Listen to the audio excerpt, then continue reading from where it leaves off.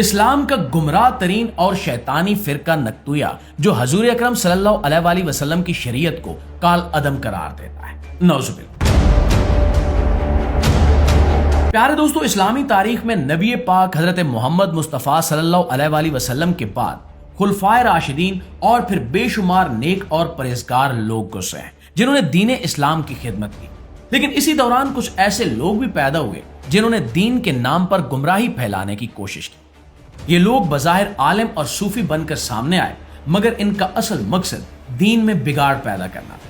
انہوں نے مسلمانوں کے درمیان اختلافات پیدا کیے اور غلط تعلیمات کے ذریعے لوگوں کے ایمان کو کمزور کرنے کی کوشش کی، لیکن وہ اپنے مقصد میں کامیاب نہیں ہو سکے۔ ناظرین، اگر ہم تاریخ کا جائزہ لیں تو ہمیں معلوم ہوتا ہے کہ ایران کی سرزمین پر ایسے کئی باطل عقائد رکھنے والے فرقے پیدا ہوئے۔ اس علاقے کے حالات اور ماحول نے بھی ان فرقوں کو پھیلنے میں مدد دی، اور انہی میں سے ایک گمراہ فرقہ نکتویہ تھا جس نے ایران کے علاقے گیلان میں جنم لیا اور دیکھتے ہی دیکھتے کافی مشہور ہو گیا۔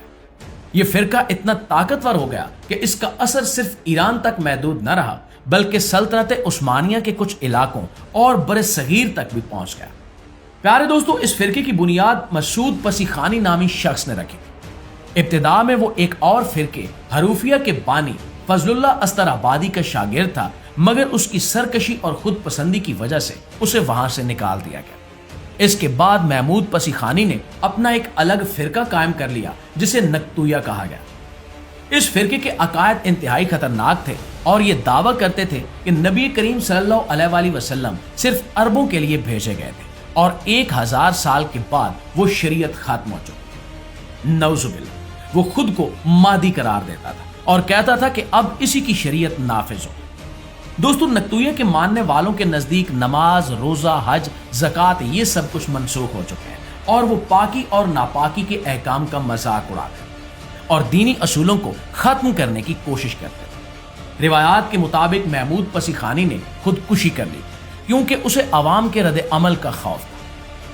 ایران کے صفوی حکمرانوں نے اس فرقے کے خلاف سخت کارروائیاں کی اور خاص طور پر شاہ عباس صفوی نے اس فتنے کو ختم کرنے کے لیے سخت سے سخت اقدامات کیے اور ہزاروں افراد کو سزا دی۔ اس خوف کی وجہ سے اس فرقے کے بہت سے لوگ ہندوستان کی طرف ہجرت کر گئے۔ اس وقت ہندوستان میں مغل بادشاہ اکبر کا دور تھا جس کے خیالات پہلے ہی دین سے ہٹ چکے تھے۔ اسی ماحول کا فائدہ اٹھاتے ہوئے نکتویہ کے ایک عالم شریف عملی نے اکبر کے دربار میں اپنا اثر و رسوخ حاصل کر لیا اور اسے ایک نئے مذہب کی طرف مائل کیا جسے بعد میں دین الہی کہا گیا۔ اس نئے مذہب کے عقائد بھی وہی تھے جو نکتویہ کے تھے، یعنی اسلام کا دور ختم ہو چکا ہے اور ایک نئے دین کی ضرورت ہے۔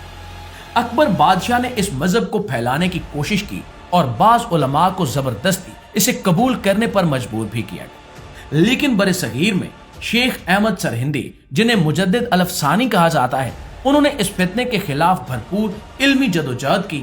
انہوں نے دلائل کے ساتھ اس باطل نظریے کو رد کیا اور لوگوں کو صحیح دین کی طرف واپس لایا۔